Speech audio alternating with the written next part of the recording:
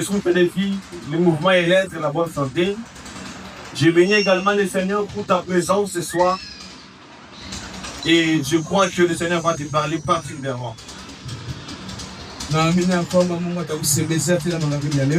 Je rends encore une fois de plus grâce au Seigneur pour la grâce que le Seigneur nous a faite. Par les jugements du pasteur Dan et tous les serviteurs, ils nous ont accordé le temps de parler au peuple de Dieu. Et nous croyons que le Seigneur va nous parler. Je bénis également le Seigneur pour l'intervention des hommes de Dieu qui nous ont prêché enseigné. Le pasteur Arsène. C'est un enseignement qui nous a fait vraiment beaucoup toucher. Y compris l'évangéliste Osée. S'ils sont en train de nous suivre, nous les savons au nom de Jésus. Ils ont une écriture de base.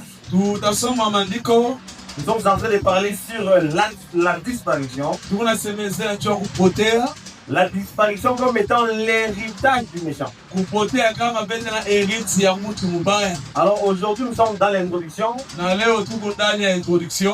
Soyez apaisés. Parce que si vous comprenez très bien l'introduction, la suite sera facile. Lisons l'écriture de base. Job 20, le verset 28. Job chapitre 20, verset 28. Nous lisons au nom de Jésus. Les revenus de sa maison seront emportés. Ils disparaîtront au jour de la colère de Dieu. Telle est la part que Dieu réserve aux méchants. Tel est l'héritage que Dieu lui destine. C'est dans cette écriture que nous allons tirer notre sujet. Notre thème. Où l'écriture dit la disparition, c'est l'expression de la colère de Dieu. La disparition, c'est la part que Dieu a réservée aux méchants. C'est l'héritage que Dieu a destiné aux méchants. Pour dire que l'héritage, soit la richesse que Dieu a réservé pour apporter aux méchants, c'est la disparition. Est-ce qu'on est ensemble? C'est ça notre sujet. Tout au long de notre marche, nous allons comprendre c'est quoi ce jour de l'éternel. Parce que c'est ce jour-là, le jour de sa colère, et sa colère sera manifestée. C'est alors qu'il va faire disparaître le méchant. Quand même, c'est quelque chose que Dieu avait déjà préparé. C'est quelque chose qu'il a déjà réservé. Mais il va manifester ça les jours de sa colère. Alors nous allons découvrir ensemble qui est le méchant et qui sont les méchants. C'est que c'est à qui le Seigneur a réservé la disparition. Vous allez comprendre la disparition, ça signifie quoi? Dans les Écritures. Et si l'héritage du méchant, c'est la disparition, quel est alors l'héritage que Dieu nous a réservé, nous étant ses enfants? Nous allons voir toutes ces choses. Est-ce qu'on est ensemble? Prenons une autre écriture pour illustrer ce que nous disons. Nous sommes dans l'introduction. Nous allons expliquer la disparition dans plusieurs contextes pour que tu comprennes Et ensuite, nous allons rentrer dans la pensée de notre enseignement. Lisons encore Psaume. Psaume 37. Psaume 37. Nous lisons le 10e verset. Encore un peu de temps, les méchants n'est plus. Tu regardes le lieu où il était et il a disparu. Est-ce qu'on est ensemble? Amen. Ça veut dire que pour ce moment où nous parlons, le méchant n'est pas encore disparu. On a dit encore un peu de temps. Encore un peu de temps. Le méchant va être disparu. Est-ce qu'on est ensemble? Amen. Ce sont des illustrations pour que tu comprennes.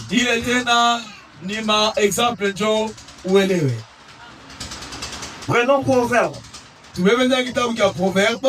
Proverbe 10. Proverbe 10. Le verset 25. Verset 25. Je veux que tu comprennes. Comme passe le tourbillon, ainsi disparaît le méchant. Mais les justes a des fondements éternels. Je pensais que tu allais acclamer. Parce qu'en lisant déjà la lecture, tu perds de la joie. On a dit le méchant va disparaître. Mais le juste, l'Écriture dit qu'il a des fondements éternels. Est-ce qu'on est ensemble? Amen. Si tu es juste, toi que tu as des fondements éternels. Est-ce qu'on est ensemble? Que le Seigneur vous bénisse. C'est un peu ça. La disparition. Ici on parle du méchant. Maintenant la disparition, ça explique aussi la mort. Est-ce qu'on est ensemble? Quand vous lisez même à la manière des hommes, dans les communiqués nécrologiques, quand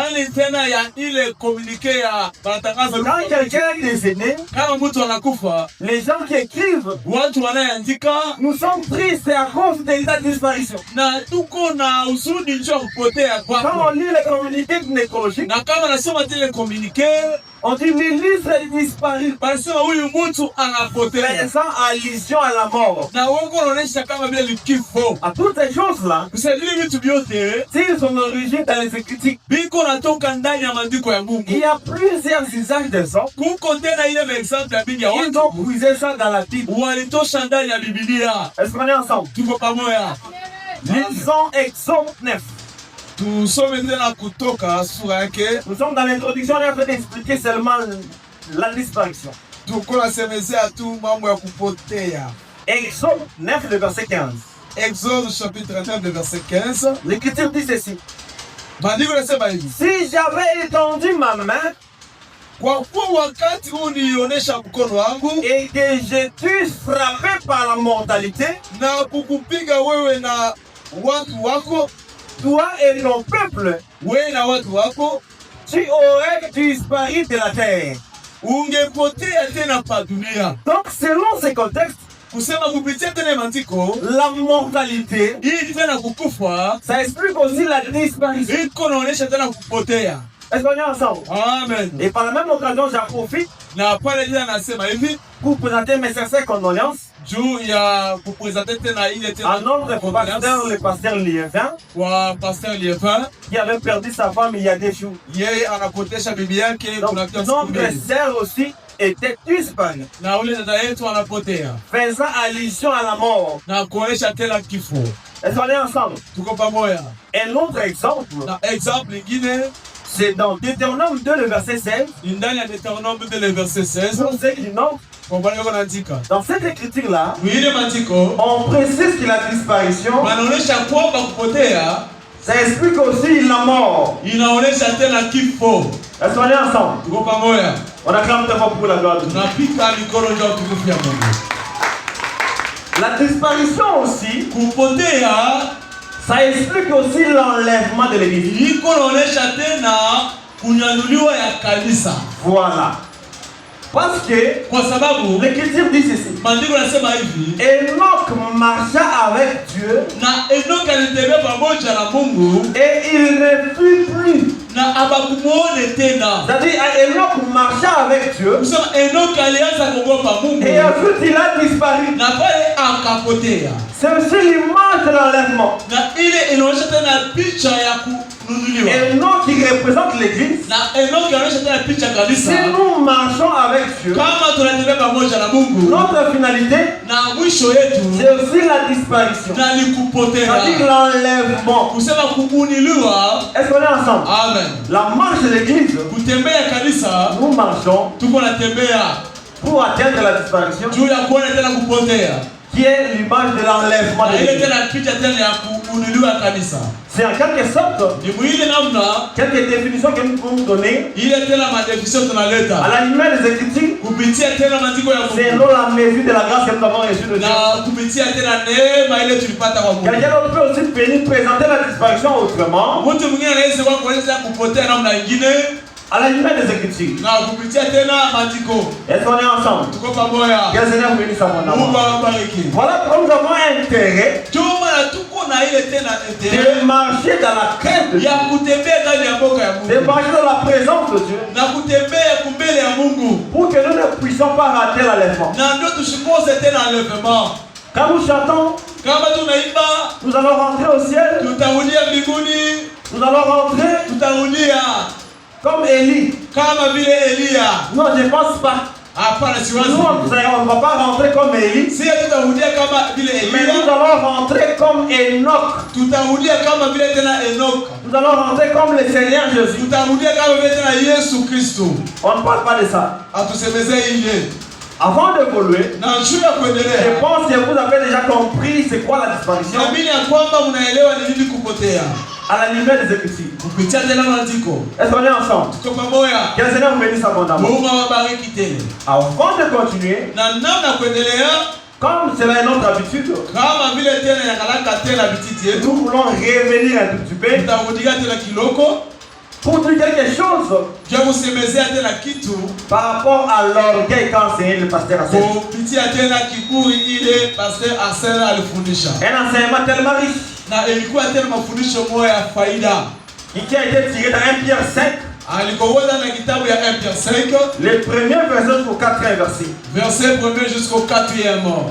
Maintenant, moi je voudrais présenter l'orgueil Bila pia kuonesha tena mtu wa kiburi comme étant un faux prédicateur. kama vile tena mhubiri mbaya. Je suis dans Niko ndani 1 Timothée 6. 1 Timothée 6. Que le Seigneur vous bénisse abondamment. Mungu awabariki tena. 1 Timothée 1 Timothée 1 Timothée 6, le 5e verset. 1 Timothée chapitre 6 le verset 5. On peut commencer à partir du 3e verset. Tutaanzia kwa mstari ya 3. Si quelqu'un enseigne des fausses doctrines Kama mtu anafundisha mafundisho mabaya et ne s'attache pas aux saintes paroles de notre Seigneur na yeye Jésus-Christ shambatana na mafundisho ya Yesu Kristo et la doctrine qui est selon la piété, na ile tena msingi iko kupitia tena utakatifu. le verset 4, Verset 4. l'Écriture dit Maandiko nasema il est enflé d'orgueil. naye ni mtu wa kiburi. Est-ce que vous avez vu l'orgueil ici? Unaona mtu wa kiburi hapa? Un orgueilleux, Mtu wa kiburi c'est aussi celui qui enseigne les fausses doctrines, ni yule anayefundisha tena mafundisho mabaya. celui qui prêche mal, Ule anaonesha maneno mabaya. même s'il a une grande église. Hata kama na kanisa Même si notre mzuri. église est des fidèles, ils sont nombreux comment. Hata na kanisa ni watu wa mingi. Mais si seulement Lakini son kama enseignement n'est pas conforme à l'enseignement des apôtres, mafundisho yake hayambatana na mafundisho ya Biblia ya l'Écriture Kristo. le qualifie comme étant un orgueilleux. Andiko nasema ni mtu wa kiburi. L'Écriture dit il ne sait rien. Biblia inasema sijui kitu. Mais quand vous dites comme ça, ah, vous le frère de l'Assemblée, vous êtes des orgueilleux. Nikisema ndugu wa Assemblée sema watu wa Si kiburi. vous dites que ce message n'a pas la connaissance, Kama il ne nasema sait rien. mtu asijue kitu. Mais comment il arrive à enseigner? Il a la foule derrière. En réalité, c'est un orgueilleux. Il ne sait rien. Et il a la maladie des questions oiseuses. Des disputes de mots. D'où naissent les envies, les querelles et les calomnies, les mauvais soupçons. Est-ce que vous avez bien orgueillé ici? Voilà pourquoi nous devons veiller sur l'enseignement. Quand un prédicateur prêche mal, quand tu reçois un faux enseignement, en réalité tu te rends coupable du péché. Tu te laisses dominer par un orgueil. Quand quelqu'un vient dominer sur toi, ce n'est pas qu'il va venir dominer sur toi dans des ordres, non. Le simple fait que tu crois à un faux enseignement, que cet homme la donne, en réalité, il est en train de dominer sur toi. Et quand tu te laisses dominer par un orgueil, tu te rends aussi coupable du péché. Qui est celui qui nous explique ça? C'est notre bien-aimé Job. Et les chants de David plutôt. Dans Psaume 19. Vérifions. Psaume 19, le verset 13. Psaume 19, verset 13. L'écriture nous ceci. Préserve aussi ton serviteur des orgueils. Il ne domine point sur moi. Est-ce qu'on est ensemble? Alors je serai intègre, innocent des grands péchés. Aujourd'hui les orgueilleux sont nombreux. Même dans notre communauté, il y a des ceux-là qui prêchent des fausses doctrines. Ils défendent des choses qui n'ont rien à voir avec la semaine. Ils sont en train de dominer sur les autres. Et tous ceux-là qui se laissent dominer par les orgueilleux, ils se rendent coupables du péché. Et on a précisé un grand péché. Je pense que nous avons déjà enseigné que tous les péchés ne sont pas les mêmes. Est-ce qu'on est ensemble? Amen. Est-ce qu'on est ensemble? L'orgueilleux, c'est celui qui prêche mal. Voilà pourquoi on va conseiller à Timothée, attache-toi à la vraie parole telle qu'elle a été enseignée. Donc quand tu présentes l'enseignement et qu'on voit que ton enseignement ne respecte pas l'enseignement de l'apôtre, tu fais partie des orgueilleux. Et s'il y a des gens qui se laissent dominer par ces faux enseignements, ils se laissent aussi dominer par un orgueil. Est-ce qu'on est ensemble? Que le Seigneur vous bénisse abondamment. On acclame de vous pour la gloire de Dieu. L'orgueil, où l'homme de Dieu avait tiré dans 1 Pierre 5. Lisons ça maintenant. Dans la version parole de vie. Voilà. J'aime tellement ça. Parce qu'il y a un ami qui m'a écrit. Il me dira, j'ai vu l'affiche. Apparemment tu te fais de l'argent là-bas à Colosie. Moi je dois venir là-bas à Colosie, je vais gérer la caisse. Donc pour lui faire l'œuvre de Dieu c'est chercher de l'argent. Faire l'œuvre de Dieu c'est chercher comment s'enrichir. Lisons l'écriture où l'homme de Dieu a tiré ce terme. Où il a dit Dieu résiste aux orgueilleux et il fait grâce aux humbles. Lisons seulement ça. Maintenant dans la version parole de vie. Que le Seigneur bénisse abondamment. Amen. Je suis dans 1 Pierre 5. Maintenant, je parle aux anciens qui sont au milieu de vous.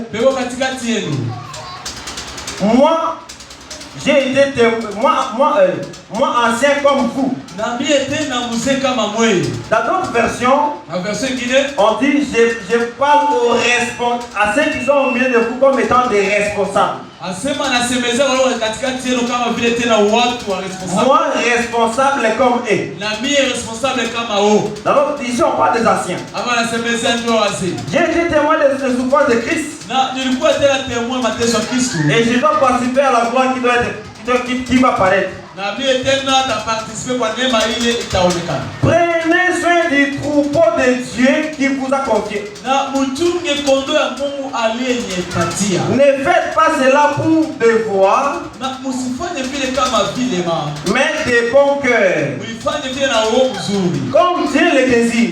Kama vile Mungu anapenda. Est-ce qu'on est ensemble? Kwa pamoja. Donc les anciens, Usema wazee, ceux qui sont des responsables à l'église, wale beko ba responsable wa kanisa. ceux qui dirigent l'église, Wale beko naongoza kanisa. l'écriture dit Biblia inasema qu'ils doivent le faire par dévouement. Bwana Yesu wanafanya tena mapendo. Agissez non pour gagner de l'argent, Hapana kutumika njoo kupata pesa, mais par amour. na mapendo. Est-ce qu'on est ensemble? Tuko pamoja. Je réponds ça. Na mudiga ile tena. Agissez non pour gagner de l'argent. Na mfanye vile njoo kupata makuta. Dans d'autres versions, on dit Wafasiri wanasema n'agissez pas pour un gain sorti. na usifanye vile juu ya kuanza kutosha makuta. Maintenant, la version parole de vie Version parole de vie. traduit ça. Wanasema hivi. N'agissez pas pour chercher comment gagner de l'argent. Usifanye vile juu ya kutafuta makuta. On ne fait pas l'œuvre de Dieu Hawafanyi kazi ya Mungu dans le but de chercher comment gagner de l'argent. mawazo tena ya kupata On ne pesa. dirige pas l'œuvre de Dieu Hawadirije kazi ya dans Mungu. le but de vouloir chercher comment amasser de l'argent. Na namna kutafuta kupata pesa. La cupidité dans l'œuvre de Dieu, Penda tena makuta mkazi ya Mungu. elle est interdite. Na hiyo wanaikataza. L'œuvre de Dieu n'est pas le business. Kazi ya Mungu haina tena biashara. Si nous sommes comme ça, Kama tunasema vile, ça ne veut pas dire que haina usema on ne peut plus respecter les droits des hommes de Dieu. Non. hatuta respecte tena madroa tumisha. Ceux qui ont dit ces choses, Wale wanasema hivi vitu. ce sont d'abord les anciens. Na hao tena ni wazee. Est-ce qu'on est ensemble? Tuko pamoja. Je descends. Nashuka.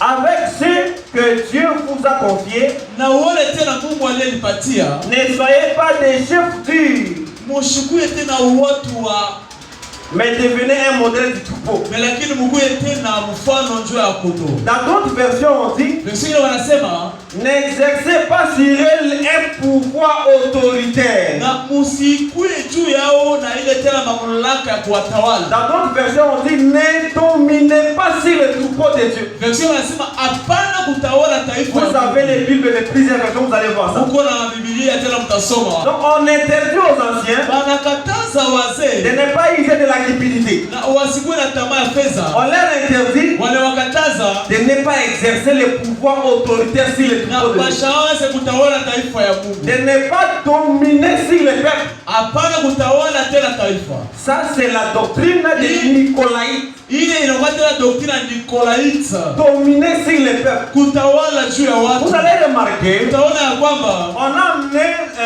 l'ânesse wanaleta tena Anesi. où le Seigneur devait monter sur l'ânesse. Pale Yesu alikuwa alipanda hiyo Anesi. C'est le Seigneur qui devait dominer, monter sur Ni l'ânesse. yeye Yesu ndio atapatia mwana kondoo. Est-ce qu'on est ensemble? Amen. Ce n'était pas des serviteurs. Haikuwa tena watumishi. Quand tu viens à l'église, Wakati wa kumisa c'est le Seigneur qui doit dominer sur ni toi. Mungu ndio atakutawala. Et vous allez remarquer, Na utaona hivi. pendant que l'ânesse marchait, Wakati mwana punda on mettait wanatembea. des pagnes, on mettait des rameaux. Walianza weka tena mikwembe na maramo. On ne mettait pas ça Abaanza weka ile pour l'ânesse. Non. juu ya mwana punda hapana. Non. Hapana. On mettait ça pour celui qui est sur l'ânesse. Balianza kuweka juu ya ule eko yule ya mwana punda. Est-ce qu'on est ensemble? Tuko pamoja. Un homme de Dieu, c'est un dignitaire. Mtumishi wa Mungu ni ule mtu anastahili. Il a la dignité ministérielle. Na yeye eko tena ile C'est à cause de cette dignité-là ni juu ya ile dignité que le peuple lui accorde le respect. ndio taifa itamheshimia. Si tu n'as plus cette dignité-là, tu ne mérites pas le respect du peuple. On te respecte à cause de la grâce que Dieu a mis en toi. Donc pendant que la neige marchait, il peut se réjouir. Parce qu'on est en train de mettre les poings à cause de mon nom. C'est à cause de celui qui est sur toi. Est-ce qu'on est ensemble? On acclame d'abord pour la gloire de Dieu.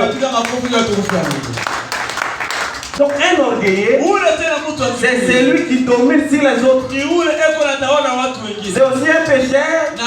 C'est celui qui résiste à la parole de Dieu. Mais là nous avons dit, ça s'adresse aux anciens. Donc ils doivent aussi être humbles. Il ne doit pas dominer sur le peuple. Et ceux qui se laissent dominer aussi par les orgueilleux, ils se rendent coupables d'un grand péché. Voilà pourquoi nous devons être comme les chrétiens de Béret. Nous devons veiller sur l'enseignement. Parce que notre salut en dépend.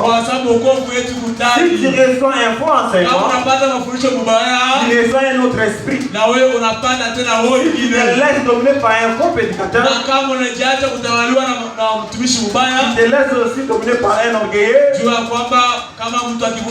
Par conséquent, tu commets un péché. Rentrons maintenant dans notre sujet. Le vendredi, nous allons aussi dire quelque chose par rapport à l'enseignement de l'homme de Dieu aussi. Je suis dans l'introduction, je ne suis pas pressé. Rentrons ici dans la disparition. Donc on va parler de la disparition comme étant l'héritage que Dieu a réservé aux méchants. L'Écriture dit que Dieu a tout créé pour un but. Même les méchants, pour le jour de sa colère. Est-ce qu'on est ensemble? Ne soyez pas inquiets.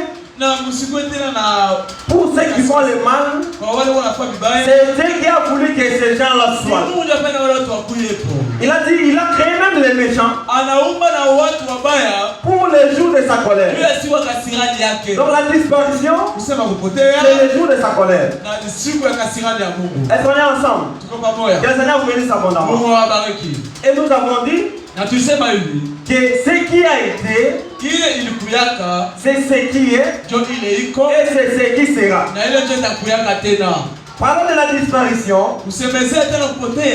qui a été d'abord. Si on comprend ce qui a été, on aura la facilité de comprendre les choses.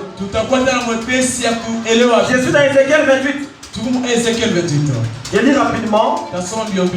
Je prends le verset 14. Verset 14. Tu étais un chérubin protecteur. Tu étais un chérubin protecteur aux ailes déployées. Je t'avais placé et tu étais sur la sainte montagne de Dieu. Tu marchais au milieu de pierres étincelantes. Le verset 15. Verset 15. Tu as été intègre dans tes voies depuis le jour où tu fus créé jusqu'à celui où l'iniquité a été trouvée chez toi. Par ta grandeur de ton commerce, tu as été rempli de violence et tu as péché. Je te précipite de la montagne sainte. Je te précipite de la montagne sainte de Dieu. Et je t'ai fait disparaître le chérubin protecteur. Qu'est-ce qui a causé sa disparition? C'était la méchanceté, la violence, les péchés, l'iniquité. D'une manière simple, nous comprenons que les méchants, c'est un péché. Les méchants, c'est celui qui commet l'iniquité. Les méchants, c'est celui qui n'est pas dans la présence de Dieu. La disparition commençait d'abord là-bas. Est-ce Est-ce qu'on est ensemble? Donc lorsque nous marchons dans la présence de Dieu, nous bénéficions de sa grâce.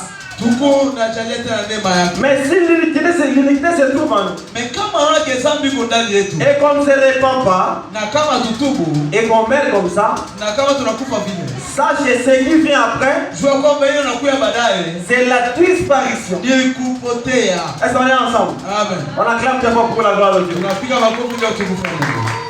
Donc ce qui a été, c'est ce qui est, et c'est ce qui sera. Est-ce qu'on est ensemble? Le temps que nous vivons, c'est le temps où les pécheurs ne vivent pas encore la disparition que le Seigneur a prévu comme étant sa colère. Mais la disparition comme étant la mort. Si tu es pécheur, tu peux mourir aussi dans le péché. C'est aussi la disparition. Comme nous l'avons expliqué précédemment. Tu es un enfant de Dieu. Si tu meurs, c'est aussi la disparition. Est-ce qu'on est ensemble?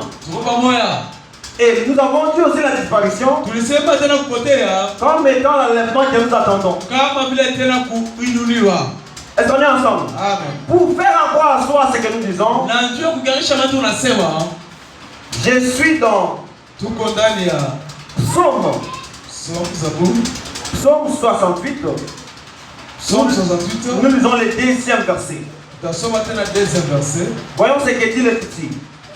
Psaume, je pense 68, si je ne me trompe pas. Nous lisons. Voilà. Comme la fumée se dissipe, si les dissipe comme la cire du fond du feu, les méchants disparaissent devant Dieu. Est-ce qu'on est ensemble? Amen. Donc quand tu es méchant, tu n'as pas la place aux présences de Dieu. Quand tu es pécheur, tu n'as pas ta place à côté de Dieu.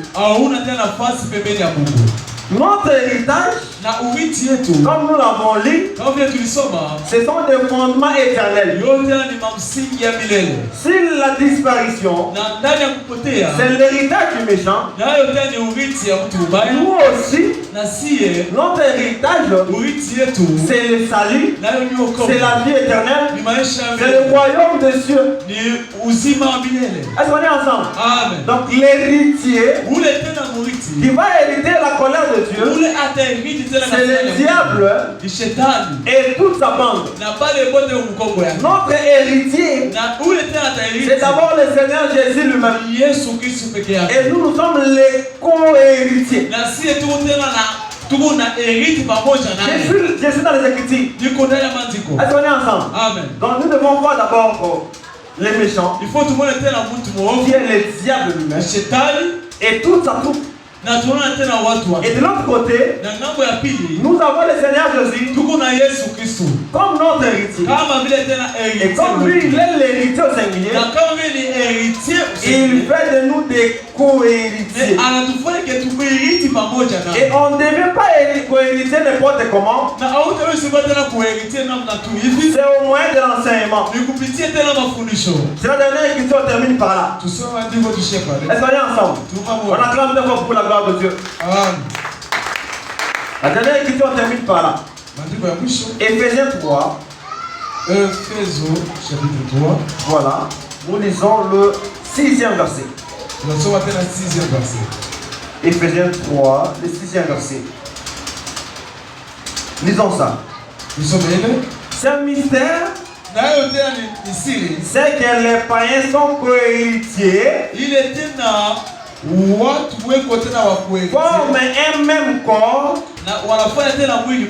et participent à la même promesse en Jésus-Christ par l'évangile. Ce n'est pas moi qui dis, c'est l'Écriture. On acclame d'abord pour la gloire de Dieu. Amen. Tu veux devenir co-héritier de Jésus-Christ. Tu es pécheur. Tu es païen. Parce qu'un païen c'est un pécheur. Un pécheur c'est celui qui ne connaît pas Dieu. C'est celui qui n'a pas crié à la parole de Dieu. Tu peux venir ici au milieu de nous. Des années. Tu ne veux pas te convertir. Ne pense pas que tu attends l'héritage comme étant le salut. Non. Tu n'es pas encore devenu co-héritier du Christ. Et si tu meurs comme ça, sache que ce qui t'attend, c'est la colère de Dieu, c'est la disparition. Nous allons expliquer ces choses-là. Est-ce qu'on est ensemble? Maintenant, si tu veux être co-héritier, c'est un mystère, le mystère que les païens nous sommes devenus co-héritiers de Christ par la même promesse en Jésus-Christ. Et on l'a précisé par l'évangile. Est-ce qu'on est ensemble? Amen. Voilà pourquoi il est écrit quand vous attendez sa voix, n'endurcissez pas vos cœurs. Quand tu endurcis ton cœur, tu ne peux pas te faire baptiser. Tu ne peux pas croire à la parole de Dieu. En réalité, tu es en train de préparer ta souffrance. Tu es en train de préparer ta disparition. Tu es en train de préparer ta mort éternelle. Tu es en train de préparer pour que tu puisses être brûlé dans le feu de la guerre. Nous allons expliquer toutes ces choses. Est-ce qu'on est ensemble? Voilà, clap de vous pour la gloire de Dieu. Que le Seigneur te bénisse abondamment. Venons le vendredi. Poursuivre encore cet enseignement. Nous avons compris que c'est la vie du péché qui nous amène à ce que nous puissions vivre la colère de Dieu. C'est la vie du péché qui nous amène à ce que nous puissions vivre la colère de Dieu. Il est écrit encore un peu de temps, le méchant disparaîtra. Encore un peu de temps, tu vas regarder la place où se trouve le méchant. Il n'est plus. Le temps que le Seigneur nous a accordé, c'est le temps que nous devons nous conformer à sa parole. C'est le temps que nous devons nous préparer pour ne pas vivre la colère de Dieu. On se tient debout, nous allons prier un peu. On se tient debout, nous allons prier ça de requête. Tiens-toi debout s'il te plaît. Nous allons chanter un cantique.